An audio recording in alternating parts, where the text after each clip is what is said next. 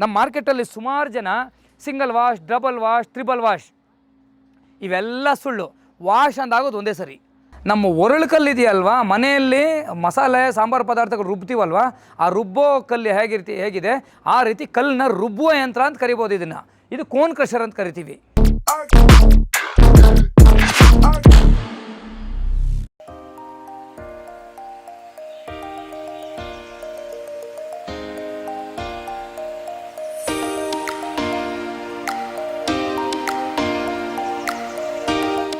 ನಮಸ್ಕಾರ ವೀಕ್ಷಕರೇ, stone age ಚಾನಲ್ಗೆ ಸ್ವಾಗತ.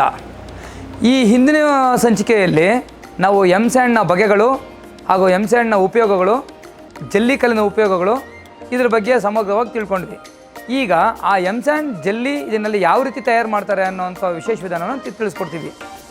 ಮೊದಲನೇಗೆ ಗಣಿಗಾರಿಕೆ ಮಾಡಿ ಅಲ್ಲಿಂದ ಬಂದಂಥ ಕಟ್ಟಡ ಕಲ್ಲಿನ ಉತ್ಪನ್ನ ಲಾರಿಗಳ ಮುಖಾಂತರ, ಟಿಪ್ಪರ್ಗಳ ಮುಖಾಂತರ ಬಂದು ನೋಡಿ ಈ ಹಾಪರ್ ಒಳಗಡೆ ಅನ್ಲೋಡ್ ಆಗುತ್ತೆ.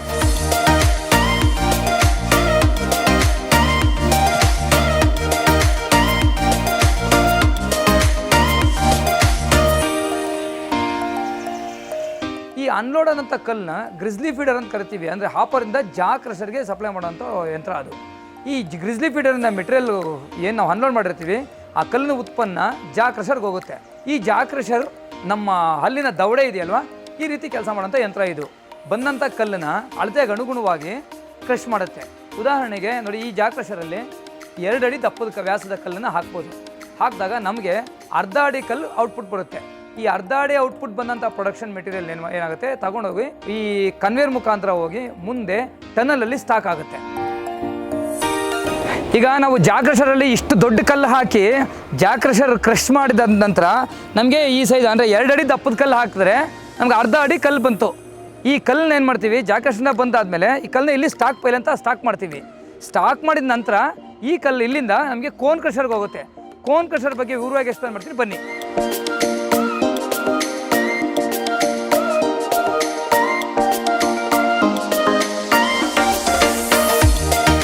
ನೋಡಿ, ನಾವು ಜಾ ಕ್ರಷರಿಂದ ಬಂದಂಥ ಮೆಟೀರಿಯಲ್ 150 mm ಆದರೆ ಸ್ಟಾಕ್ ಪೈಲಲ್ಲಿ ಇದ್ದಂಥ 150 mm ಮೆಟೀರಿಯಲ್ ಕನ್ವೇರ್ ಮುಖಾಂತರ ಈ ಕೋನ್ ಕ್ರಷರ್ಗೆ ಬರುತ್ತೆ.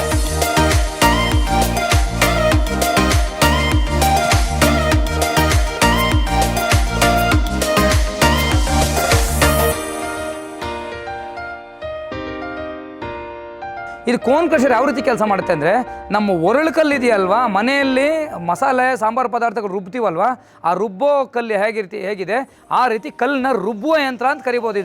ಇದು ಕೋನ್ ಕ್ರಷರ್ ಅಂತ ಕರಿತೀವಿ.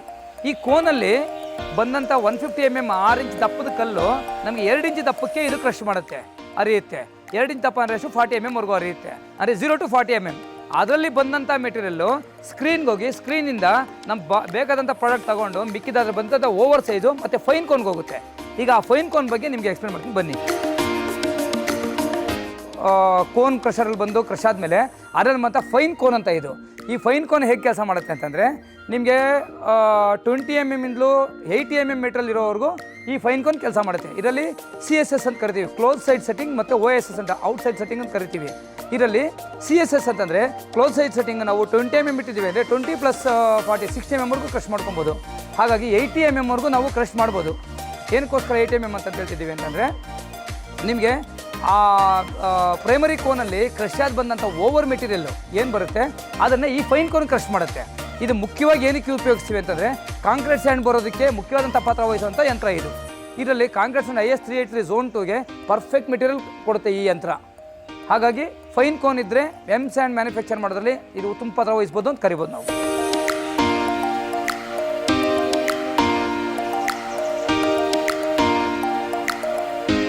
ಎಮ್-ಸ್ಯಾಂಡ್ ಮ್ಯಾನುಫ್ಯಾಕ್ಚರ್ ಮಾಡೋದ್ರಲ್ಲಿ ವಿಶೇಷವಾದಂಥ ಪಾತ್ರ ವಹಿಸುವಂಥ ಒಂದು ಯಂತ್ರ ಅಂದರೆ VSI, vertical shaft impactor. Vertical shaft impactor ಅಂತ ಏನಕ್ಕೆ ಕರೀತಾರೆ ಅಂತಂದರೆ, ಈ ಯಂತ್ರದೊಳಗಡೆ ಮೆಟೀರಿಯಲ್ಲು ಮೇಲ್ಗಡೆಯಿಂದ ಬೀಳುತ್ತೆ. ಎಷ್ಟು 3 mm ಇಂದಲೂ 20 mm ವರೆಗೂ ಮೆಟೀರಿಯಲ್ ಇದಕ್ಕೆ ನಾವು ಫೀಡಿಂಗ್ ಕೊಡ್ತೀವಿ. ಈ ಫೀಡ್ ಕೊಟ್ಟಾದಮೇಲೆ ಬಂದಂಥ ಮೆಟೀರಿಯಲ್ ಮೇಲಿಂದ ಮೆಟೀರಿಯಲ್ ಹೀಗೆ ಬಿದ್ದಾಗ ಈ ರೋಟರ್ ಏನು ಮಾಡುತ್ತೆ ಅಂತಂದರೆ 1500 RPM ಅಲ್ಲಿ ರೋಟ್ರ್ ರೊಟೇಟ್ ಆದಾಗ ಈ ನಮಗೆ ವಾಟರ್ ಪಂಪಲ್ಲಿ ಇಂಪಿಲರ್ ಯಾವ ರೀತಿ ವರ್ಕ್ ಆಗುತ್ತೆ ಆ ರೀತಿ ಇದು ರೊಟೇಟ್ ಆದಾಗ ಬಂದು ಆ ಫೋರ್ಸ್ ಬಂದು ಹೊಡೆಯುತ್ತೆ. ಆ ಫೋರ್ಸ್ ಹೆಂಗಿರುತ್ತೆ ಅಂತಂದರೆ, ಗನ್ ಬುಲೆಟ್ ಬರುತ್ತಲ್ವ, ಆ ಫೋರ್ಸಲ್ಲಿ ಬಂದು ಒಂದು ಕಲ್ಲು ಮೇಲೆ ಒಂದು ಕಲ್ಲು ಹಿಂಗೆ ಹೊಡೆಯುತ್ತೆ. ಹೊಡೆದಾಗ ಎರಡೂ ಕಲ್ಲು ಪುಡಿ ಆಗುತ್ತೆ.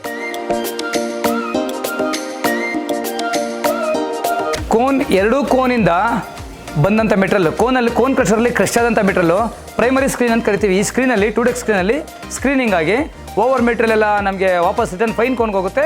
ನಮಗೆ ಬೇಕಾದಂಥ ಪ್ರಾಡಕ್ಟು 4.75 mm 22 mm ವರೆಗೂ ಮೆಟೀರಿಯಲ್ ಏನಾಗುತ್ತೆ ನಮಗೆ VSIಗೆ ಹೋಗುತ್ತೆ. VSIಗೆ ಹೋದ ನಂತರ ಅಲ್ಲಿಂದ ಕ್ರಶ್ ಆಗಿ ಬಂದ ಇದು 3D ಸ್ಕ್ರೀನಲ್ಲಿ ಸೇವ್ ಆಗುತ್ತೆ.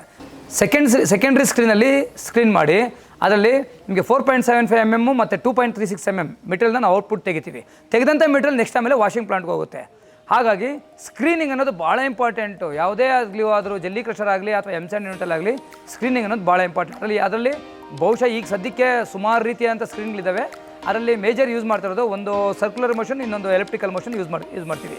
ಅದರಲ್ಲಿ ನಾವು ಇದು ಈ ಪ್ಲಾಂಟಲ್ಲಿ M-SAND ಪ್ಲಾಂಟಲ್ಲಿ ಮಾಡ್ತಿರೋದು ಈಗ ಸರ್ಕ್ಯುಲರ್ ಮೋಷನ್ ಸ್ಕ್ರೀನಿಂಗ್ ಪ್ರಕಾರ ನಾವು ಸ್ಕ್ರೀನ್ ಮಾಡಿ ಮೆಟೀರಿಯಲ್ನ ಔಟ್ಪುಟ್ ತೆಗಿತೀವಿ. ಈಗ VSIಯಿಂದ ಕ್ರಶ್ ಆದಂಥ ಮೆಟೀರಿಯಲ್ಲು ಡೈರೆಕ್ಟ್ ಬಂದು ಈ ವಾಷಿಂಗ್ ಪ್ಲಾಂಟು ಸೆಟ್ಲಿಂಗ್ ಟ್ಯಾಂಕಲ್ಲಿ ಬರುತ್ತೆ. ಟ್ಯಾಂಕಿಂದ ಹೊರಗಡೆ ಪಂಪ್ ಇದೆ, ನೀರಲ್ಲಿ ಮಿಕ್ಸ್ ಆಗಿ ಆ ಪಂಪ್ ಏನು ಮಾಡುತ್ತೆ, ಸ್ಯಾಂಡು ಮತ್ತು ನೀರು ಎರಡು ಮಿಕ್ಸ್ ಆಗಿ ಹೈಡ್ರೋಸೈಕ್ಲೋನ್ಗೆ ಬರುತ್ತೆ. ಈ ಹೈಡ್ರೋಸೈಕ್ಲೋನ್ ಹೇಗೆ ಅಂದರೆ ಇದು ಕೋನಿಕಲ್ ಶೇಪ್ ಇರುತ್ತೆ. ನೀರು ಸ್ಯಾಂಡ್ ಎರಡು ಮಿಕ್ಸ್ ಆಗಿ ಹೈಡ್ರೋಸೈಕ್ಲೋನ್ ಅಂದರೆ ಸುರುಳಿಯಾಕಾರದಲ್ಲಿ ಸುತ್ತಿದಾಗ ತೂಕ ಇರೋವಂಥ ಮೆಟೀರಿಯಲ್ ಕೆಳಗಡೆ ಬರುತ್ತೆ, ತೂಕ ಇಲ್ಲದೆ ಇರೋಂಥ ಮೆಟೀರಿಯಲ್ ಆಚೆ ಹೋಗುತ್ತೆ. ಅಂದರೆ ಇದರಲ್ಲಿ ಬರೋಂಥ ಫೈನಲ್ ಪಾರ್ಟಿಕಲ್ಸ್ ನಾನು ಲಾಸ್ಟ್ ವೀಡಿಯೋದಲ್ಲಿ ಹೇಳ್ದಂಗೆ ಬಿಲೋ 75 ಮೈಕ್ರಾನ್ಸ್ ಏನಿದೆಯಲ್ವಾ, ಆ ಪೌಡ್ರ್ ರೀತಿ ಇರೋದು ಅದು ನೀರಲ್ಲಿ ಕೊಚ್ಕೊಂಡೋಗಿ ಸೆಟ್ಲಿಂಗ್ ಟ್ಯಾಂಕ್ ಹೋಗ್ಬಿಡ್ತು. ಆ ಮಿಕ್ಕಿದ್ದು ಬಂದಂಥ ಸ್ಯಾಂಡ್ ಏನಿದೆ ಅದು ಅಲ್ಲಿಂದ ನಿಮಗೆ ಫೀಡ್ರ್ ಮೇಲೆ ಬರುತ್ತೆ. ಫೀಡ್ರ್ ಮೇಲೆ ಅಂದರೆ ಇದು ಡಿವಾಟರಿಂಗ್ ಸ್ಕ್ರೀನ್ ಅಂತ ಕರಿತೀವಿ. ಅಂದರೆ ಸ್ಯಾಂಡ್ ಸ್ಕ್ರೀನ್ ಆಗಬೇಕಾದ್ರೆ ನೀರೆಲ್ಲ ಕೆಳಗಡೆ ಹೋಗುತ್ತೆ, ಸ್ಯಾಂಡೆಲ್ಲ ಬಂದು ಕನ್ವೇರ್ ಮುಖಾಂತರ ಹೊರಗಡೆ ಹೋಗಿ ಸ್ಟಾಕ್ ಬೀಳುತ್ತೆ. ಇದು M-SAND plastic sand, block work sand, concrete sand ನಮಗೆ ಯಾವ ಗ್ರೇಡ್ ಬೇಕೋ ಅದನ್ನು ಫಸ್ಟೇ ಸ್ಕ್ರೀನ್ ಮಾಡಿದಾದ್ಮೇಲೆ ನಾವೇನು ಪ್ರಾಡಕ್ಟ್ ಕೊಟ್ಟರೆ ವಾಷಿಂಗ್ ಪ್ಲಾಂಟಲ್ಲಿ ಅದು ಆ ಪ್ಲಾಂಟಲ್ಲಿ ವಾಷಿಂಗ್ ಪ್ಲಾಂಟಲ್ಲಿ ವಾಶ್ ಆಗುತ್ತೆ.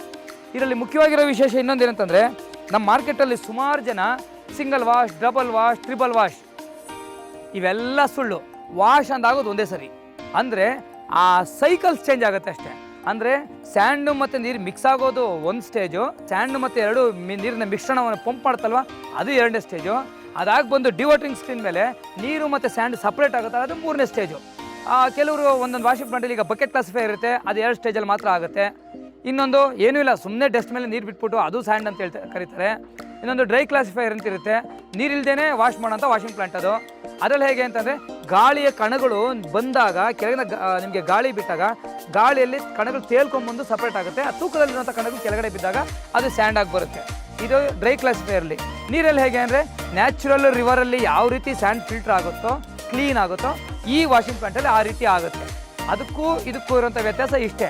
ಆದರೆ ಯಾವ ರೀತಿ ತೊಗೊಂಡೋಗಿ ಹೋದರೂ ವಾಶ್ ಆಗಿದೆ ಅಂದರೆ ಡ್ರೈ ಕ್ಲಾಸಿಫೈಯರ್ ಆದರೂ ವೆಟ್ ಕ್ಲಾಸಿಫೈಯರ್ ಆದರೂ ಒಂದೇ ಕ್ವಾಲಿಟಿ. ಅದರಲ್ಲಿ ಯಾವುದೇ ರೀತಿ ಕ್ವಾಲಿಟಿಯಲ್ಲಿ ಚೇಂಜಸ್ ಇರೋದು ಸಾಧ್ಯವೇ ಇರೋದಿಲ್ಲ.